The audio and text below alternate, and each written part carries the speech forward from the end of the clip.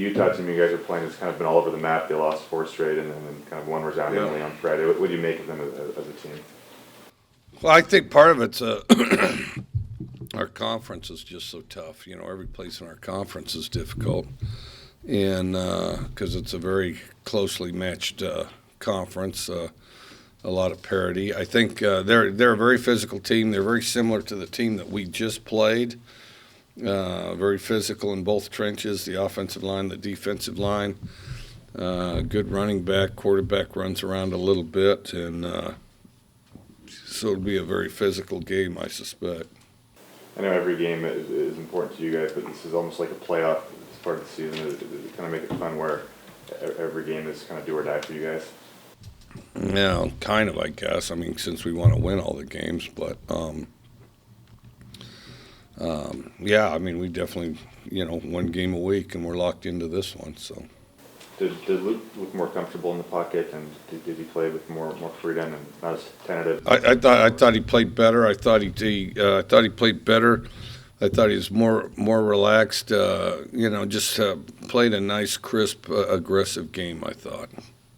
What, if anything, was the dialogue between you and Luke before he engineered that game-winning drive on Saturday? We've been on the verge of scoring every time we had the ball, really, because we changed the field quite a bit throughout the course of the game. I mean, we doubled up Stanford on yards. We more than doubled them up on first downs, third down conversions, and plays. So, I mean, we figured we were on the verge of scoring, not just that time, but several times. So, it's kind of business as usual, really. Where does that comeback drive, at least in your opinion, among those that Luke has led the team on rank among all the other ones that he's completed? Hard to say because he's had so many. It's tough to keep track of. I mean, that'd be a good story for you guys. Fourth quarter drives where Washington State has won games. Might be a national record, I mean, because we've had a lot of them. So that would be a pretty captivating story and maybe one I'd read myself, What does it mean when Luke is out here, not only breaking all the program records, especially the wins record here, but he's going to be the name atop of all the Pac-12 records once the season ends? I think, as proud as I am of Luke for that distinction, I think, on a weird level, as he started rolling and became our starter here, especially at a young age, it's not something that we really felt was out of reach. We felt like if any of that stuff happened, it'd be a gigantic accomplishment. But and we weren't striving for that specifically. Both of us are, I'm sure, very pleased. I don't think we're surprised, though. We're not stunned.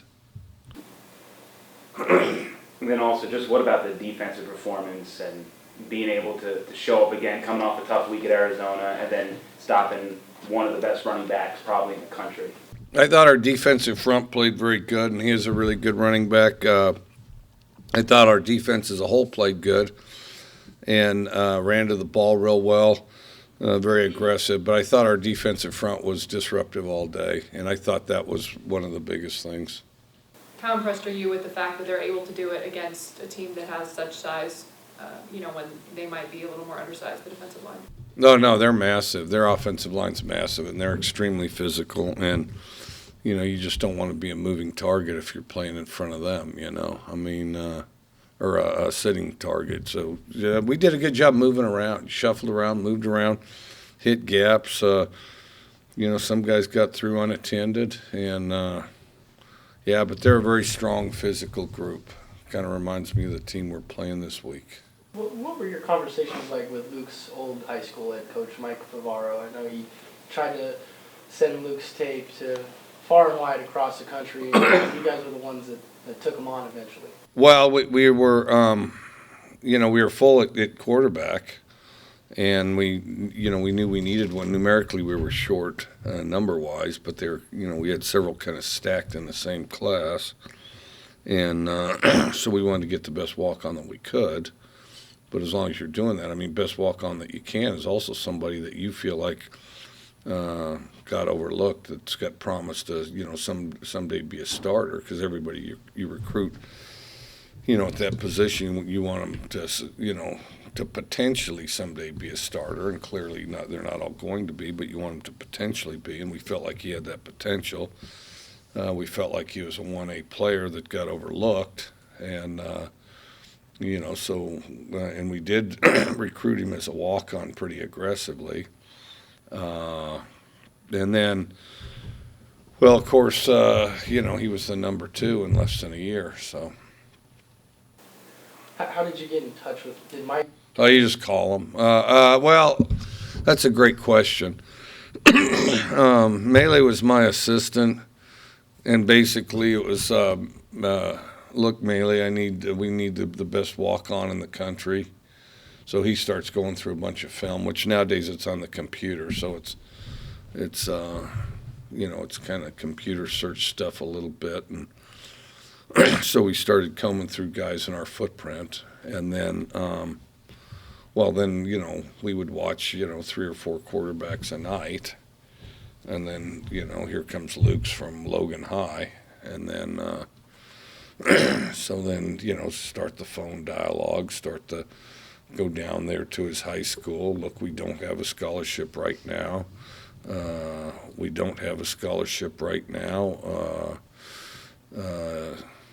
But if you end up number 2 or even in the top 3, we will. He says, well, I've got an offer from an Ivy League school. I says, well, that's great, except for that's really not an offer. That's an offer to pay a bunch of student loans. And then so I said, we got student loans here too. And then, anyway, so after, how long? I don't know. Bill knows. He keeps track of all this stuff. It's like something like 9.3 months or something, and then he ends up on scholarship. How soon was it anyway? About 9.3. See, there you go. It seems like Coach Mealy has had these single missions in recruiting. Has he kind of been like your recruiting hitman per se? Well, at first he was kind of my, the guy that I bounced stuff off of, my personal assistant, the guy that followed me everywhere. So then you're tasked with virtually everything that I have going on, which of course is going to be quarterbacks. And then, so that's how he got into that first time around. And then after that, his recruiting area, and they shift a little from one year to the next perhaps, but his is the West Side, Oregon, and Utah, so, and then, then quarterbacks is kind of a full court press situation anyway. Are you able to use Luke as an example when going to kids' houses and say, look, we give walk-ons every opportunity to play? I mean, and also this doesn't just pertain to Luke, but you've been putting scholarships to walk-ons pretty consistently since you've been here. Yeah, we've had a couple, like Joe Dahl's one, for example, transferred from Montana. It's kind of like as they come along, we brag about them and try to use it for recruiting, and have had some really good walk-ons, really elevate and do some great things. Parker Henry's a really good example. I mean, also, I was just going to say, going back to Utah, talking to a couple of the players just in previous conversations, they've said that one of the toughest places for them to play was Utah. What makes that place such a tough environment? I don't know if it's such a tough environment. It's a really nice stadium and a real pretty setting. They might remember the weather last time we played there, and the weather last time we played there was a lot like our Colorado game. It was like our Colorado game here, except a little colder. So yeah, it was swirling rain, but had a slushy quality to it a little bit. So it's just horrible weather conditions when we were there last time. The only thing I can see that makes it a tough place to play is it's loud. Not counting us, because it's hard for me to evaluate us. I view it, I guess, as the second loudest place in the conference after Oregon. So That's the only thing I can think, but some of them that were here probably remember the weather that day, and they probably assume that the weather's like that virtually every day at the University of Utah in that field, so, but it's probably not. Obviously, part of the story with Luke is just that he became the starter so early, but what does it say about him personally that a former walk-on is now going to be at the top of every Pac-12 record book over guys that were kind of these superstars? Well, I mean, it's, well, it says that recruiting's not an exact science, and it says that recruiting's not an exact science. It says that, in Luke's case, a lot of focus and determination, can elevate your play, and with a good team around you, you can build yourself into some great things. And, I mean, that's the biggest thing is there's a lot of persistence and hard work. This had more to do with persistence and hard work than it did just straight up natural talent. And in a lot of cases, that's what exists with great players, So anyway, he's a prime example of that. I know you guys always say one game at a time, but have you talked to your team about the fact that these last 3 games kind of are a playoff for you? I don't know, a little bit. Not really, though. I mean, this game's the most important one. This is the only one we have, and we just got to play this one, So. Going back to that last game at Utah, I think it was the first time that we saw you huddle everybody around and bring them into that circle, and they had such a resounding response to that. And I think you've explained this before in the past, but where did you get that technique from, and how has it worked since that point forward? Well, I've been doing it a long time before that. Sometimes, because everybody wants the same thing, and sometimes it's just a matter of getting everybody on the same page. If they get unsettled, then all the parts start flying everywhere, and you just want people focused in. So, once in a while it's motivation. Generally, it's settling people down and just getting them focused on their job together and just kind of unifying the effort so that you don't have a bunch of guys playing street ball out there going a bunch of different directions. Seems like the targeting rule has come up a lot this season. A lot of people want to see it reviewed. That's a stupid rule. It's a really stupid rule. Like, without commenting on officiating, and this certainly is not a comment on officiating, but I saw a targeting last game, okay? And at any rate, I think it's far too difficult to call, and I think that and then I think there's a real inexactness to calling it, and I think they need to get rid of it. You don't have any more home games left. Home has been a place where you guys have been really solid. How do you prepare the team to finish the season on the road strong? Yeah, we just got to keep doing the same stuff. Just focus in, just be a real focused team every task we do. And that's really what we do here, But the thing is just eliminate distractions and focus on your job. I wish I had a more exciting answer. Just going back to the targeting rule, do you feel like it's necessary to even take players off the field for have you seen a direct correlation between the targeting rule taking players off the field and better tackling techniques? No, I really haven't. I think the targeting rule is, I think it's nearly impossible to officiate. A guy's going to see something, try to see something instantly. Then they have this review thing, and even then, I see the thing get fouled up. I mean, somebody's running with the ball, and the idea is to tackle him, and then, of course, he doesn't want to get hit, so he's moving all over the place. Most targetings I've seen are accidental. The guy's just flying in trying to hit somebody. And, and I'm an offensive guy, so I, if selfishly, if I thought it was, it serves me, at least my side of the ball, more than the other side. But no, I don't think that it's equitably administered.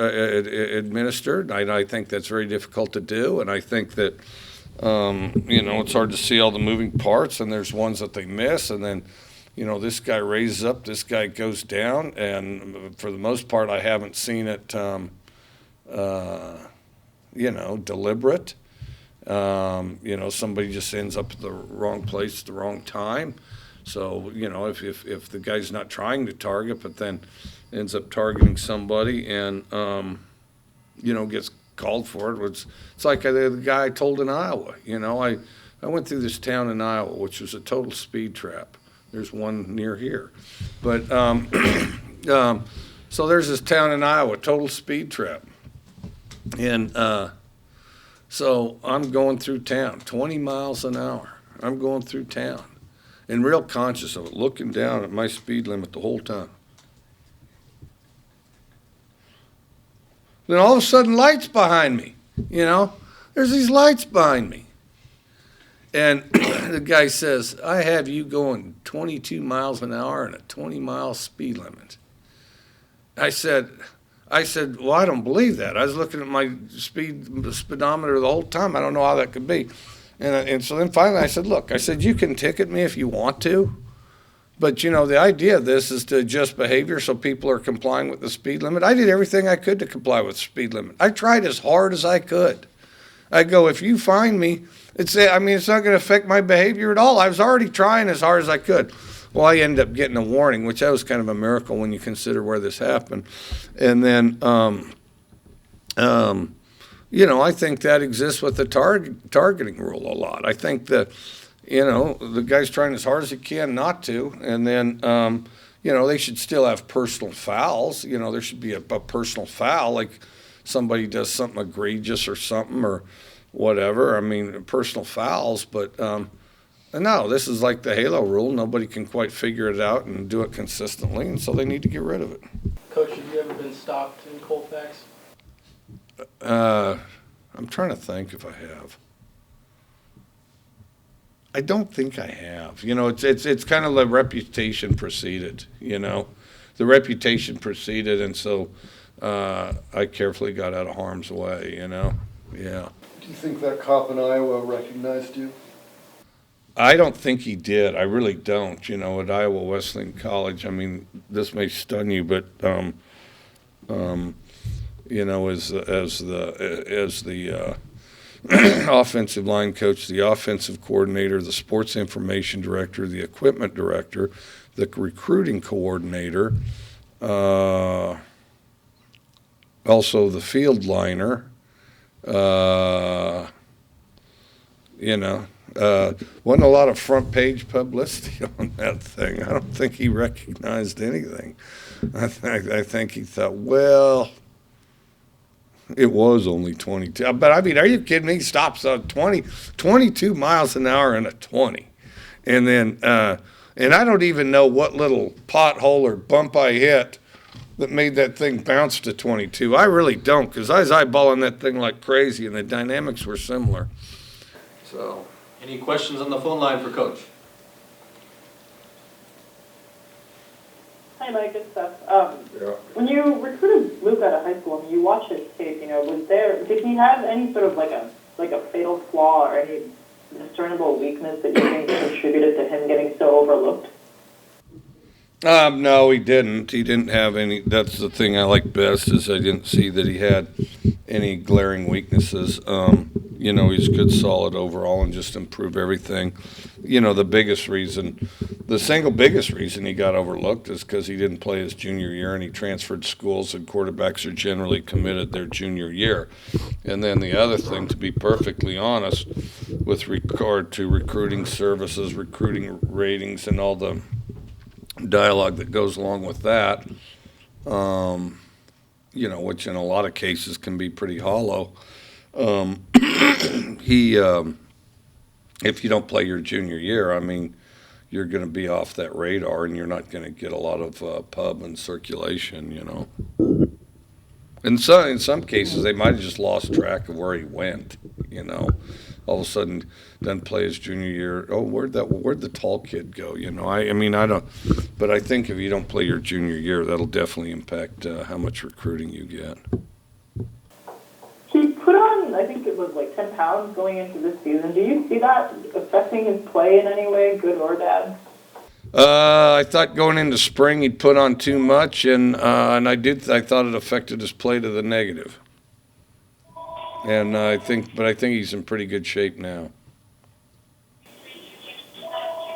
Okay, and as far as your road games go this year, I mean, is there anything that you guys are doing that has kind of contributed to some of your road problems, you know, against Arizona, against Cal?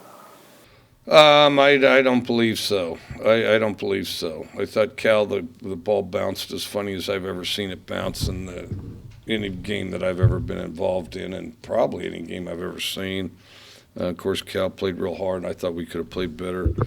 And then, I think at Arizona they played extremely well offensively, and I'm sure there's a thing or two we'd do over again on defense. But that guy's their option stresses all those things, and so we didn't come out on top. Some of Luke's more impressive drive, I guess, in 2015, there were, I think, 3 of them that really stood out. UCLA and Oregon and the Sun Bowl. What do you remember about? Oregon one too. What do you remember about those drives specifically? And I guess the season as a whole, it seemed like there were a bunch of them. Well, in his case, just very even-tempered, which I think helps keep the offense even-tempered, and everybody knew, what was necessary to do, and so then, we just go down there and execute it, march in and score. The other thing is, I think, offensively, I really felt like we had a fairly solid expectation that we were going to successfully march down and score. I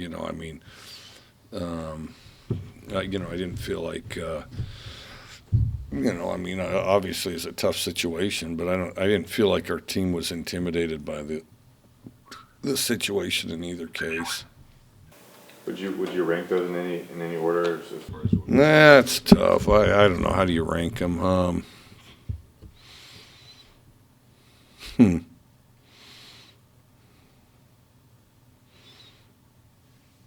I don't know. They're both good. The UCLA one's memorable because it was in the Rose Bowl.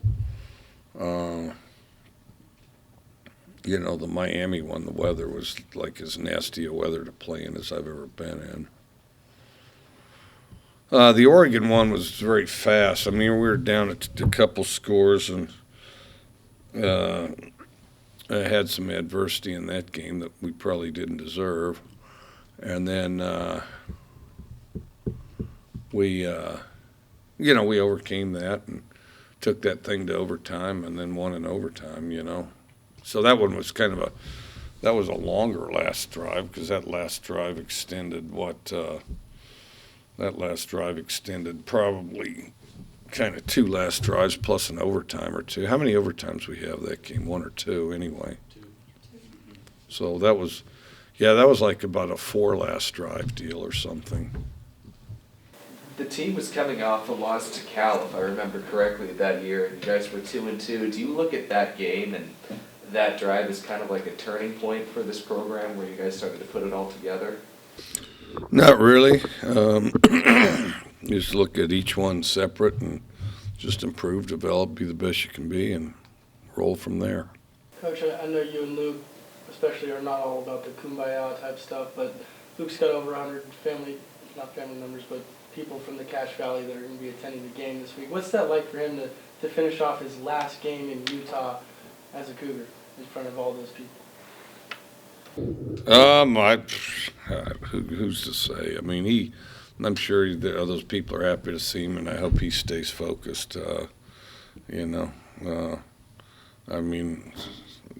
Those are fantastic people, I'm sure, and every member of his family I've met's great. Hopefully he successfully ignores them until after the game and remembers that they'll love him just a little bit more if we beat Utah instead of lose to them.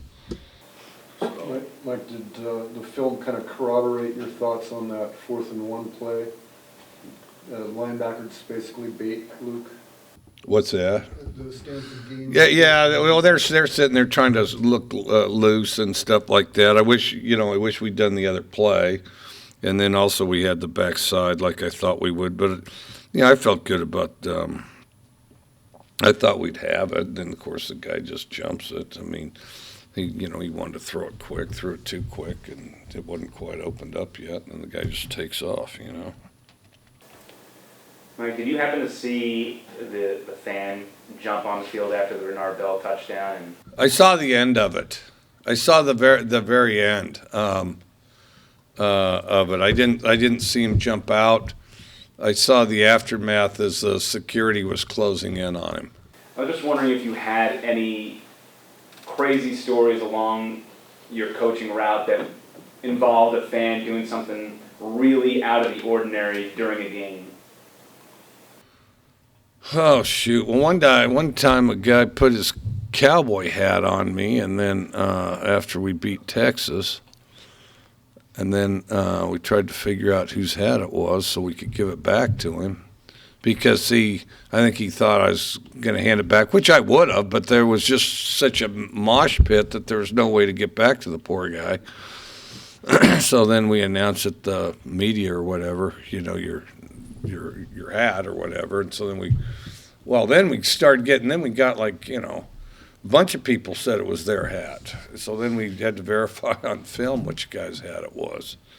And then, let's see, fans jumping on the field.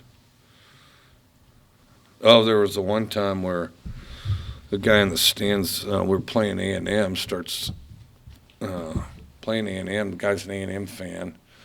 Our people had stormed the field. The guy jumps down onto the field, and this guy's saying, "All right, bring it on," or something.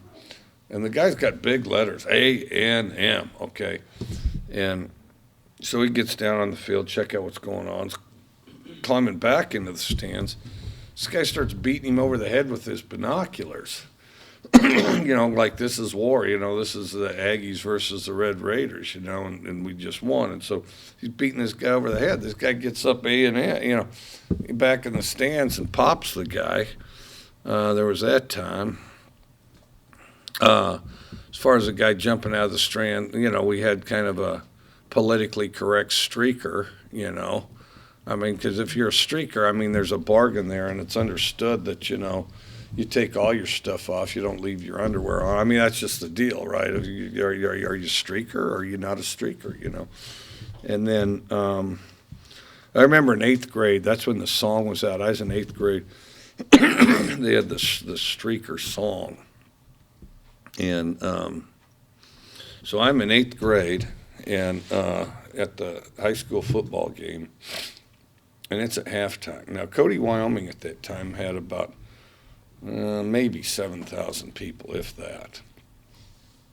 So halftime, all of a sudden, here comes this guy, just full-on sprint.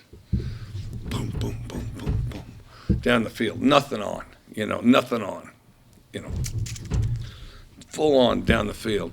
Okay, then the band is lined up in this end zone, and it's like, where they're kind of in a square where like they're equally spaced, but they're in a square. So you can see the guy's thinking about, all right, do I go through the band or around the band? Because around, is going to be an extended way around or through. So he kind of starts to go through. And about then, the tuba player realizes, what? And as the guy comes through, he figures he'll nudge him a little. So the guy like kind of loses his balance, sort of falls down, goes over to the fence, and it was the fence to the practice field, which was about, I don't know, the height that chain link fences are, that are just the regular height ones. So he goes to climb over that thing. Of course, he's got low-hanging fruit and got a little hung up on the fence, and then sprints through the end of the practice field and goes through the gate there, and there's a street. It's not a busy street, just kind of a residential street. Sprints across the street, didn't look both ways. They teach you to look both ways. Well, this guy didn't. And then and all of a sudden this car slams on the brakes, and as the car's coming, slams on the brakes, both hands on the, you can imagine their visual as they slam on the brakes and nearly hit this guy. And there he is, bullseye with the business end of this guy, you know what I mean? And so then Well, then off he goes. Now, before the end of halftime, everybody in the stadium knew exactly who it was. I mean, it didn't take a rocket scientist, not in Cody. And anyway, so everyone lived happily ever after, to the best of my knowledge. As a BYU alum, is there any part of you that's Less streaking at BYU than some schools. Oh yeah, I would guess that. Any part of you that holds like a little animosity for Utah as a BYU Cougar? I always rooted for BYU, obviously. You know, the interesting thing, I mean, Kyle was a starting linebacker or All-American during the golden age at BYU, so Kyle probably hated Utah more than I did. And because we were there at the same time, but we didn't know each other. And yeah, no, I was definitely always Cougars over the Utes, no matter what color they manifest themselves. You know, yep. Got any special food places that you're trying to hit up out there? No. You know, pretty good food there, really. When I was in college, which I don't even know if it's still open, you know, if you really wanted to impress somebody, first of all, you had to like them enough to drive them all the way up to Salt Lake. Second of all, you had to be able to afford it. There was a place called the Old Salt Lake City Jail, and it was an old jail. And so then the cells in there were all like different seating areas for a restaurant, you know. So it was kind of cool. You're in a jail, and they'd have some old western-y looking stuff. I don't honestly remember how the food was, but it was a cool setting. What's your relationship with Kyle? And I believe he's the longest tenured Pac-12 coach right now. Yeah, no, good guy. You know, if I see him, I talk to him, friends with him, and then we have a certain amount in common because it's more like my wife and his wife and the both of us. We were all at college at the same time and know a lot of people in common, you know, and that type of thing. So there's kind of natural dialogue. Anything else for Coach? I have a pre-fan question. You said you were an SID. Were you a better SID than Bill Stevens? Oh no, and no, not even close. In my book "Swing Your Sword," you can read about one of my SID experiences, which didn't go great. No, because it was really a thing. It's like one of those small colleges where they dump stuff on you, and you know. They dump stuff on you, and you know it was like kind of like, okay, win the game, now go write a press release. Well, that happened for about one time, and then after that I started just picking up the phone and calling people. And then there was some discussion that was unfair because everybody had to receive it in the mail at the same time, and I said, well, here's my number, they can just call me. And so anyway, no, it was something that I worked through in order to coach the best I could. Actual fan question. Since the Utes kind of have a weird mascot, what do you think are the best mascots in the country? As far as the actual mascot, okay, let me think here. Well, first of all, there should be more sharks if you're by an ocean.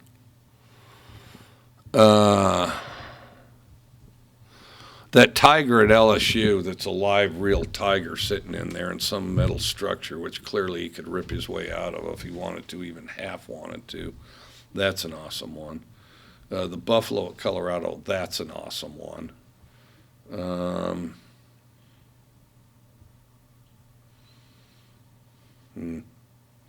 Well, those two are pretty hard to beat. Okay, but the best is, okay, so there's a place in Kansas called Pitt State, and I used to see it on film. We didn't play them. Called Pitt State, and they're the gorillas, and there should be a lot more gorillas for mascots. Because think about it, a gorilla can whip a lot of stuff, you know. So they're the Pitt State Gorillas, and you'd see this on film because we would be playing somebody that they'd played. And when Dennis Franchione was there, he really had it going on because Dennis Franchione was kind of hero of all the small college coaches, because as he climbed and went Division I, you know, gave us all hope. So the Pitt State Gorillas, and that's what they were, the Pitt State Gorillas. So then the students and everybody, when it came time for the opponent to come out, they played Welcome to the Jungle, just blaring, Welcome to the Jungle. Then the visiting team would come through the tunnel, and they'd all be hurling bananas at the visiting team. You'd see bananas everywhere, bananas bouncing off helmets, bananas just flying through the air. And that was Welcome to Pitt State, because you're about to play the Gorillas. How about that? What do you think of like the people mascots, like West Virginia, that's just like a guy, you know? Notre Dame, Yeah, too. what, Notre Dame, the USC. Irish, USC, oh yeah, that guy was weird. Yeah, that guy didn't crack a smile. No. I don't know. Let me think about that. Well, I think the coonskin cap and all that's really cool, the West Virginia. And plus he's got a Davy Crockett musket, so that's pretty cool. Cowboy Joe at Wyoming does look kind of like an old West guy. You know, when we played USC one time, I came through the tunnel, and there's Tommy Trojan. And I didn't realize how they did it, but this guy's an older guy. He might be, he's like my age, maybe older. I don't know how old he is. And looks like kind of a famous golden age old movie actor or guy, you know. And he's in really good shape, you know. So I went by, and it's because, you know, you see it from a distance. And now this guy's been at it for a while, you know. And then, but he's in really good shape, really tan. And, of course, you know, has the horse doing wee. Now, okay, this is cool. The Florida State deal where the get to the back of the end zone, you know, the horse does the wheelie, you know, back there, like the Lone Ranger, gets up on his hind legs, bolts out to the 50-yard line. The captains are getting ready to shake hands, throws a flaming spear in the ground, and the whole stadium erupts. That's kind of a cool startup. Would you approve of a live cougar on the sideline before games? Well, I'm not against it. You know, you got to just have the ability and facilities and stuff to really take care of the cougar, you know. I mean, you want to make life as good for the cougar as you possibly can, rather than, you know, you want it to be fun to be a cougar, I would think, you know. And I don't know the details. I've read where Georgia, you know, Uga's got his own bed and everything, you know, on the road and things. So there's been a couple Ugas.